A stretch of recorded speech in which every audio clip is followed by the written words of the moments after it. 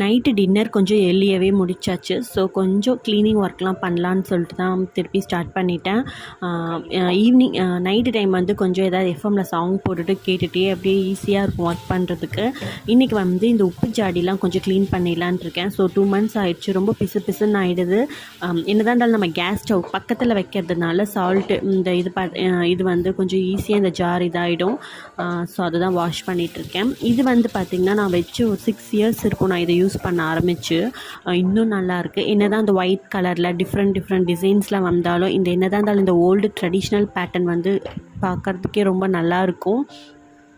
அடுத்து oil dispensers அதையும் wash பண்ணிடலான்னு சொல்லிட்டு தான் எடுத்துகிட்ருக்கேன். ஸோ ஆயில் இது எல்லாமே வாஷ் பண்ணி எடுத்து வச்சுட்டேன். நாளைக்கு வந்து ஆஃபீஸ் இருக்குது ஹஸ்பண்ட்க்கு. ஸோ நாளைக்கு வந்து பொரியல் வந்து கீரை பொரியலுக்கு எடுத்து வச்சுருக்கேன். ஸோ நைட்டே க்ளீன் பண்ணி எடுத்து வச்சிட்டோன்னா மார்னிங் ஈஸியாக இருக்கும். ஸோ அதனால் கீரை மட்டும் க்ளீன் பண்ணி எடுத்து வச்சிட்டேன்.